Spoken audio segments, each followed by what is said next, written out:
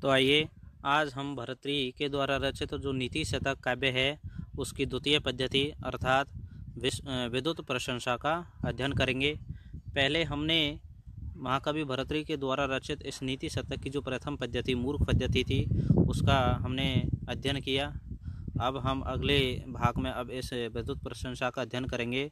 तो देखिए महाकवि भर्तृहरि ने जो पहली पद्धति थी मूर्ख पद्धति, उसमें मूर्खों के बारे में वर्णन किया था कि भाई इस संसार के अंतर्गत हर किसी प्रकार की वस्तु की जो दवा है वो स्थित है, अर्थात हर काम को आसानी से किया जा सकता है, परंतु कुमार्ग की तरफ जाने वाले अर्थात ऐसे व्यक्ति जो अपने ज्ञान के कारण अपने आप पर घमंडी बने हुए बैठे हैं, अर्थात वो घमंड से युक्त हैं, ऐसे व्यक्ति को कभी भी सदमार्ग पर नहीं लाया जा सकता। तो इस प्रकार से उन्होंने जो पिछले श्लोकों में मूर्खों के बारे में बताया था, अब इस पद्धति के बारे में वो विद्युत प्रशंसा अर्थात विद्वानों की प्रशंसा कर रहे हैं कि ऐसे विद्वान लोग जो हमेशा बुद्धिमान है, काव्य रचना करते हैं, वो अपने आप में एक श्रेष्ठ व्यक्ति कहलाते हैं। तो किस प्रकार से इनके श्लोक है तो देखिए हम अध्ययन करेंगे। तो सबसे पहले तो आप अगर इस चैनल पर नए हैं या फिर वीडियो को देख रहे हैं तो चैनल को सब्सक्राइब ज़रूर करें और इसको लाइक और शेयर भी करें और कमेंट भी करें कि आपको ये वीडियो कैसा लगा।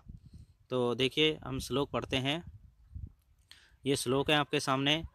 शास्त्रोपस्कृते शब्द सुंदर गृहे शिष्य प्रदेयागमा विख्याता कवयो वसंती विषये यस्य प्रभु निर्धना तत्जाड्यं वसुधा अधिपश्य सुदीयतु अर्थं विनापीश्वरा कुत स्यात् शुकुपरीक्षयिने मनयो यैर्धते पातिता।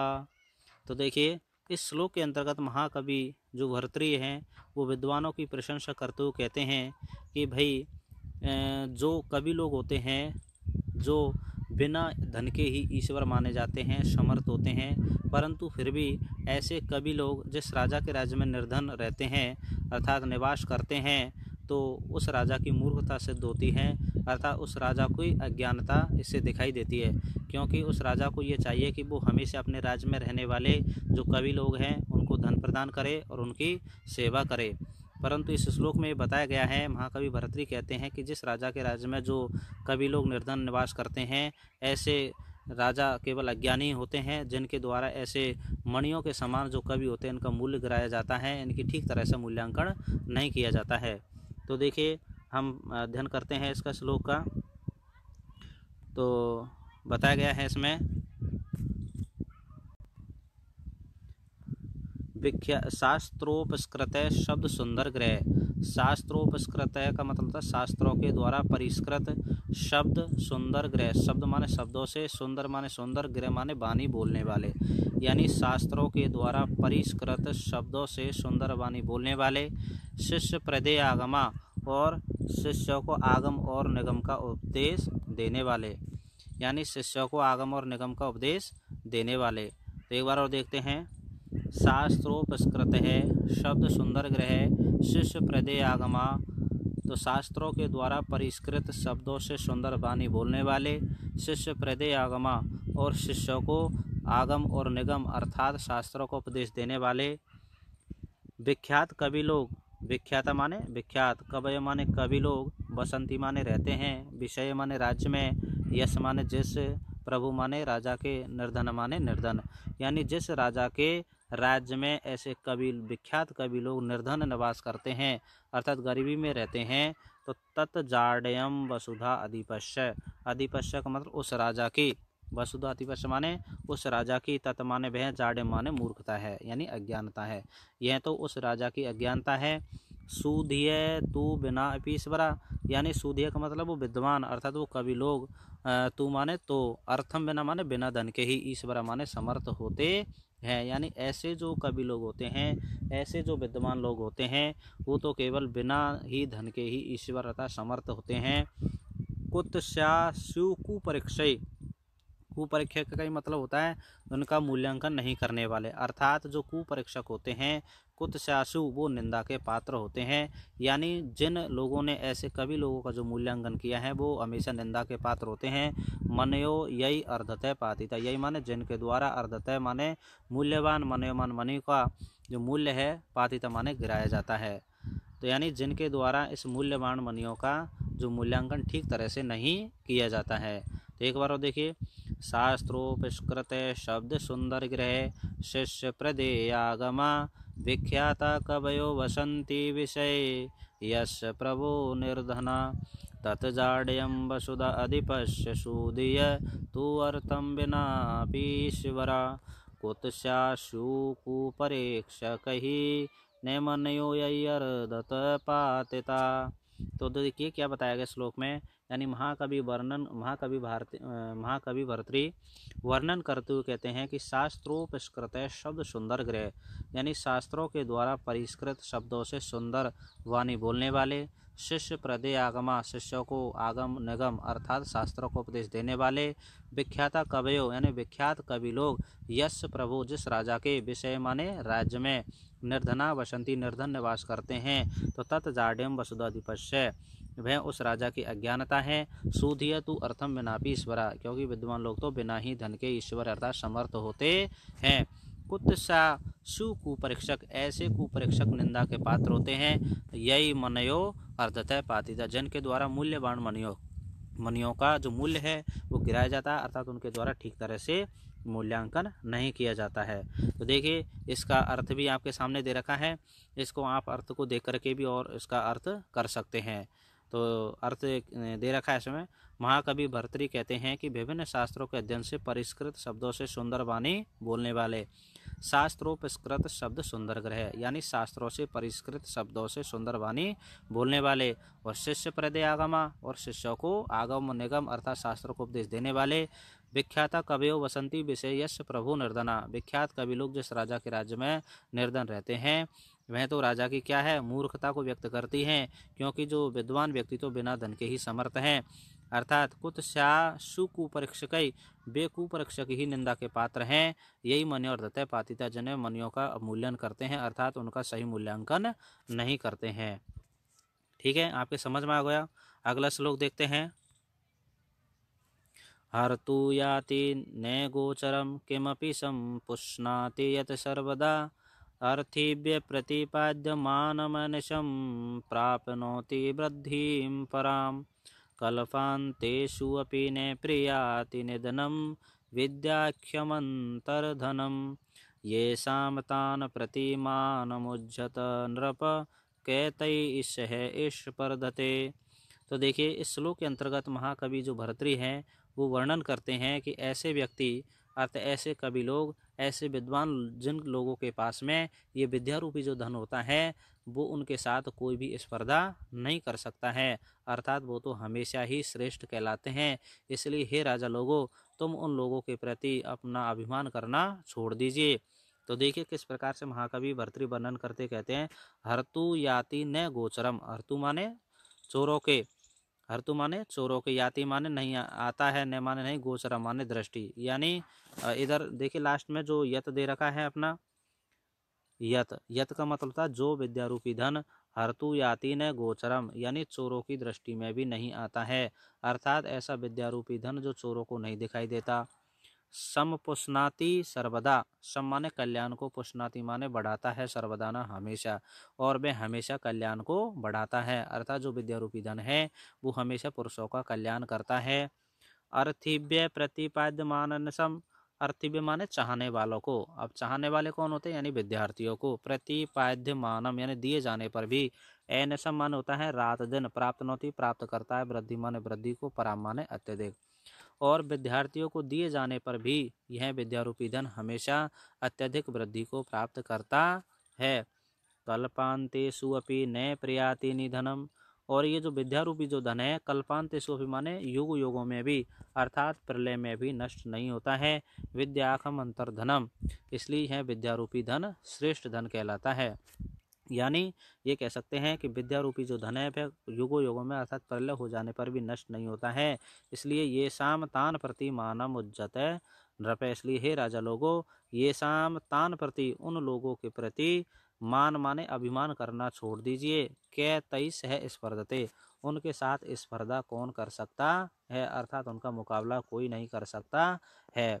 इस प्रकार से इस श्लोक में महाकवि भर्तृहरि उस विद्या रूपी धन के बारे में बता रहे हैं, विद्वानों की प्रशंसा कर रहे हैं कि भाई ऐसे व्यक्ति जिनके पास विद्या रूपी धन है उनकी कोई भी मुकाबला नहीं कर सकता, उनके साथ कोई भी स्पर्धा नहीं कर सकता। तो एक बार और देख लीजिए कि हर्तु याति न गोचरम, यानी ऐसा जो विद्या रूपी धन चोरों की दृष्टि में भी नहीं आता।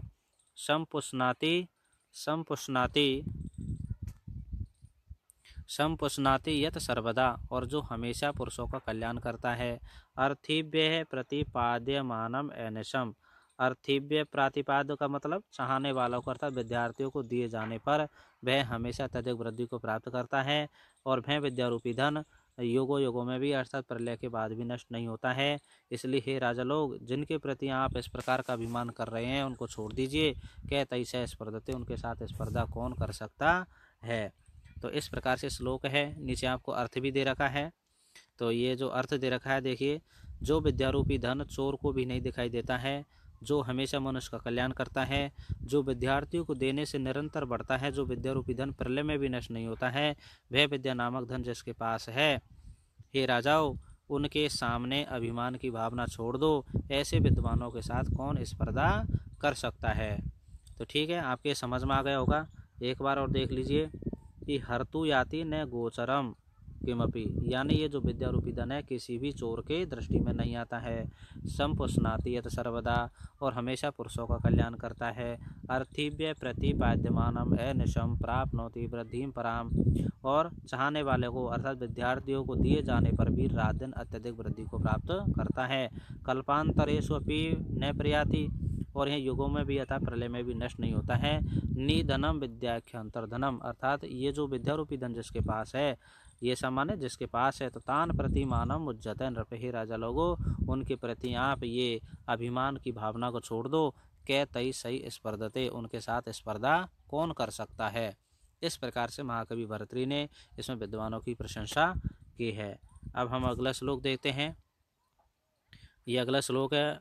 तो इस श्लोक के अंतर्गत देखिए, महाकवि जो भर्तृहरि हैं उसी प्रकार से विद्वानों की प्रशंसा कर रहे हैं। तो देखिए, अधिगत परमार्थान पंडितान माम अवस्थाम तृणमेव लघु लक्ष्मी नैवतान सनुरुद्धि अभिनव मदलेखा श्याम गंड स्थलानाम न भवति विशतंतु वारणम वारणानाम। तो देखिए, इस श्लोक के अंतर्गत महाकवि भर्तृहरि ने उन विद्वानों की, उन पंडित लोगों की इस प्रकार से प्रशंसा की है कि हे लोगों, तुम इस प्रकार के जो सत्य का रहस्य जानने वाले जो कवि लोग हैं, विद्वान लोग हैं, उनका अपमान मत करो, क्योंकि आपकी जो लक्ष्मी है उनको किसी भी प्रकार से तुच्छ तिनके के समान नहीं बांध सकती। जिस प्रकार से नवीन मदलेखा से संभलाए हुए गंड स्थल वाले जो हाथी होते हैं उनको कमल नाल के तंतु से नहीं बांधा जा सकता, उसी प्रकार से तुच्छ लक्ष्मी उनको नहीं बांध सकती। तो देखिए, इस श्लोक के अंतर्गत हम देखते हैं, अधिगत परमार्थान, अधिगत परमार्थान का मतलब सत्य के रहस्य को जानने वाले, अर्थात जो सत्य के रहस्य को जानते हैं।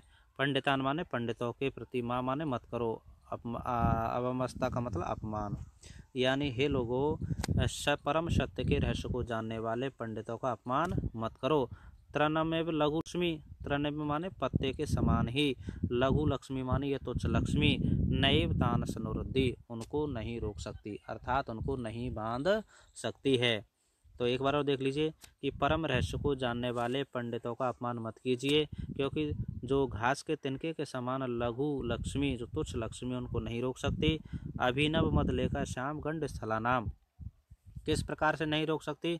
अभिनव का मतलब नवीन मदलेखा से संभलाए हुए गंड स्थलों वाले। अब ये गंड स्थल का मतलब क्या होता है? जैसे जो मधुमस्त हाथी होता है उसके गंड स्थल होता है, उससे ये मद जल की धारा बहती रहती है। जो मधुमस्त हाथी होते हैं उनको हमेशा तीक्ष्ण अंकुश के द्वारा ही रोका जा सकता है, उनको कोमल कमल नाल के तंतुओं से नहीं रोका जा सकता। तो इस प्रकार से श्लोक में बताया गया है। तो एक बार और देख लीजिए कि परम रहस्य को जानने वाले, तो देखिए परम रहस्य को जानने वाले, पंडितान माने पंडितों का, माम अवस्था माने अपमान मत करो, यानी हे लोगों, जो परम सत्य को जानते हैं, जो रहस्य को जानने वाले कवि लोग हैं, उनका अपमान मत कीजिए, क्योंकि तृणम एव लघु लक्ष्मी न एव तान सनुरुद्धि, यानी जो घास के तिनके के समान तुच्छ लक्ष्मी उनको कभी भी नहीं रोक सकती। अभिनव मद लेखा श्याम गंड सलाम, जिस प्रकार से नवीन मद जल वाले अर्थात नवीन मद जल की धारा बहने वाले, जिनसे उनका गंड स्थल श्यामल वर्ण का हो गया है, ऐसे हाथियों को विस्तंतु अर्थात कोमल कमल नाल के तंतु से न वारणम भवती, नहीं रोका जा सकता है। उस प्रकार से वो तुच्छ लक्ष्मी होती है, घास के तिनके के समान ही उन विद्वानों को कभी भी नहीं रोक सकती है। तो इस प्रकार से आपके समझ में आया होगा ये।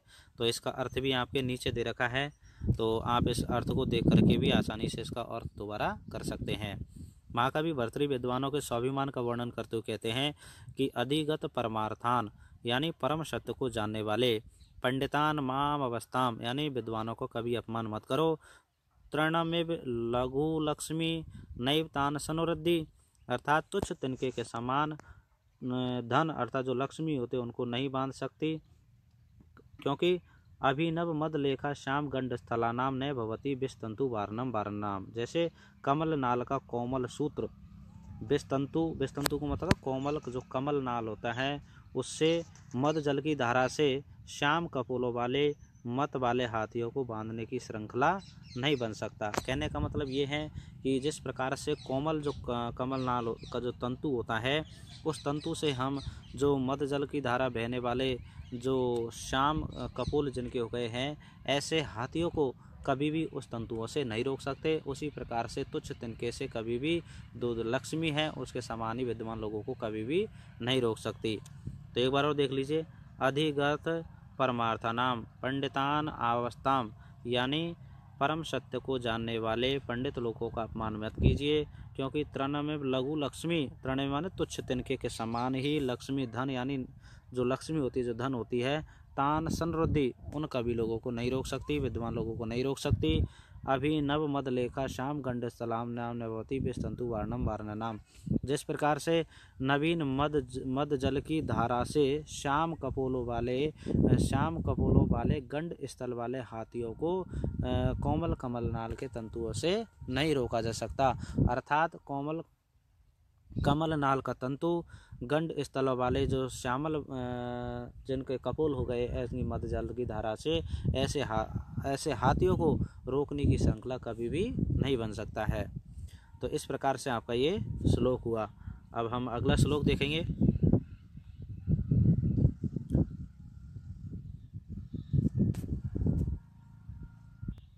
तो देखिए ये श्लोक है अपने सामने, अम्भोजनी बन बिहार विलासमेव हंसस्य हन्ति नितराम कुपितो विधाता न तु अस्य दुग्ध जल भेद विदौ प्रसिद्धाम वैदग्ध्यम कीर्तिम अपहर्तुम असौ समर्थ है। तो देखिए किस प्रकार से महाकवि भर्तृहरि ने एक हंस का जो दूध और जल की अलग करने की जो भेद नीति है उस न्याय के बारे में वे कह रहे हैं कि भाई जो विधाता है वो अगर किसी प्रकार से विद्वान व्यक्तियों के स्वाभिमान को नष्ट कर सकते हैं, परंतु उनकी जो प्रसिद्ध नीति है वो उसको कभी भी नष्ट नहीं कर सकते। तो देखिए प्रस्तुत श्लोक के अंतर्गत महाकवि भर्तृहरि वर्णन करते हुए कहते हैं कि अम्बोजनी वन विहार विलासमेव, अम्बोजनी वन विहार का मतलब कमल वन में विहार करने वाले, विलास में मन आनंद को, हंसस्य माने हंस के, हंति माने नष्ट कर देते हैं, नेत्राम माने अत्यधिक, कुपित माने क्रोधित, विधाता माने विधाता, यानी विधाता यदि क्रोधित भी हो जाए तो वह हंस का कमल वन में विहार करने वाला जो आनंद है उसको ही वह नष्ट कर सकता है। न तो अश्य दुग्ध जल भेद विधौ प्रसिद्धाम, परंतु इस हंस की दूध और जल को भेद यानी अलग अलग करने की जो प्रसिद्ध वैदग्ध्यम कीर्ति, जो प्रसिद्ध कुशलता है, जो उसका यश है, अपर तुम असमर्थो यानी वह बिल्कुल उसको समर्थ नहीं है। तो देखिए एक बार दोबारा देख लीजिए, अम्भोजनी वन विहार विलासमेव हंसस्य हंति नितराम कुपितो विधाता, यानी विधाता नितराम कुपितो अत्यधिक क्रोधित होने पर ही अम्बोजनी वन विहार विलासमेव हंसस्य, हंस के कमल नाल के जो वन होते हैं, कमल वन होते हैं, उनमें विहार करने वाले उस आनंद को ही नष्ट कर सकता है। परंतु न माने नहीं कर सकता, परंतु अश्व यानी इस हंस के दूध और जल को अलग अलग करने की जो प्रसिद्ध नीति है, इसकी कुशलता है, उसको कभी भी वह दूर करने में न समर्था यानी कभी भी समर्थ नहीं हो सकता। इस प्रकार से श्लोक में बताया है। आगे इसका अर्थ भी दिया है, आप यहाँ से भी इसको और पढ़ सकते हैं कि कोई भी शासक विद्वानों की विद्वता को नहीं छीन सकता। जिस प्रकार से इस तत्व को स्पष्ट करते हुए महाकवि भर्तृहरि कहते हैं कि ब्रह्मा कुपित होकर विधाता कुपितो नितराम भूत्वा, यानी जो विधाता अर्थात जो ब्रह्मा है अगर क्रोधित भी हो जाएं तो वे हंस के कमल वन में जो विहार करने की लीला है, उसका जो आनंद है उसको ही वह रोक सकता है। किंतु वह ब्रह्मा, अभी देखिए ब्रह्मा का शब्द यहाँ से ले लेंगे अपन, असौ ये दे रखा है, असौ दे रखा है यहाँ पर। असौ का मतलब होता है यह ब्रह्मा, यानी यह ब्रह्मा इस अश्वमान होता है इस हंस की दूध और जल को अलग अलग करने में जो प्रसिद्ध कुशलता है उसको कभी भी नष्ट नहीं कर सकता है। तो यह आपके समझ में आ गया होगा। तो इस प्रकार से महाकवि भर्तृहरि ने जो शासक वर्ग है उनको यह कहा है कि भाई किसी भी प्रकार से हम विद्वानों की विद्वता को नहीं छीन सकते, क्योंकि इस उदाहरण के माध्यम से महाकवि भर्तृहरि ने कहा है कि यदि विधाता क्रोधित भी हो जाए तो वह हंस का जो कमल वन में विहार करने वाला आनंद उसको दूर कर सकता है, नष्ट कर सकता है, परंतु उसकी जो दूध और जल को अलग अलग करने की जो प्रसिद्ध कुशलता है उसको कभी भी नष्ट नहीं कर सकता। उसी प्रकार से कोई भी शासक है वह विद्वानों के उस रहन सहन की स्थिति अर्थात उसके वहाँ पर जो उस आनंद को उनको यश को नष्ट कर सकता है, परंतु उनके अंतर्गत जो विद्वता है उसको वह कभी भी नष्ट नहीं कर सकता। इस प्रकार से इस श्लोक के अंतर्गत बताया गया है। अब हम अगला श्लोक देखेंगे। तो देखिए, केयूराने विभूषयन्ति पुरुषं हाराने चंद्रोज्ज्वला ने स्नानं ने विलेपनं ने कुसुमं न अलंकृता मूर्धजा वाणी एका समलंकरोति पुरुषं या संस्कृता धार्यते खीयन्ते खलु भूषणानि सततं वागभूषणं भूषणम। तो देखिए, प्रस्तुत श्लोक के अंतर्गत कितना सुंदर वर्णन महाकवि भर्तृहरि ने किया है, और इस श्लोक के अंतर्गत उन्होंने वाणी रूपी आभूषण के बारे में बताया है कि भाई इस संसार के अंतर्गत मनुष्य के शरीर की जो शोभा है वो किसी भी प्रकार के जो श्रृंगार परिधान होते हैं वो नहीं बढ़ा सकते। केवल वाणी ही एक ऐसा आभूषण है जो संस्कृत आभूषण है जो संस्कृत वाणी को धारण करते हैं, शुद्ध वाणी को धारण करते हैं। ऐसे व्यक्तियों की जो वाणी ही उनका एक परम श्रेष्ठ आभूषण होता है, क्योंकि अन्य आभूषण तो सभी नष्ट हो जाते हैं, परंतु वाणी रूपी जो आभूषण है वो कभी भी नष्ट नहीं होता है। तो देखिए किस प्रकार से श्लोक के अंतर्गत महाकवि भर्तृहरि वर्णन करते हुए कहते हैं कि केयूरा न विभूषयन्ति पुरुषम। केयूरा का मतलब होता है बाजूबंद, बाजूबंद यानी होता है भुजबंद, जो भुजा पर बांधा जाता है। न माने नहीं, विभूषयन्ति माने सुशोभित करते हैं, पुरुषम माने पुरुष को, यानी बाजूबंद पुरुष को कभी भी सुशोभित नहीं करता। हारा न चंद्रोज्ज्वला, और ना ही चंद्रमा के समान उज्ज्वल हार मनुष्य की शोभा बढ़ाता है। यानी महाकवि भर्तृहरि क्या कह रहे हैं कि केयूरा न विभूषयन्ति पुरुषम।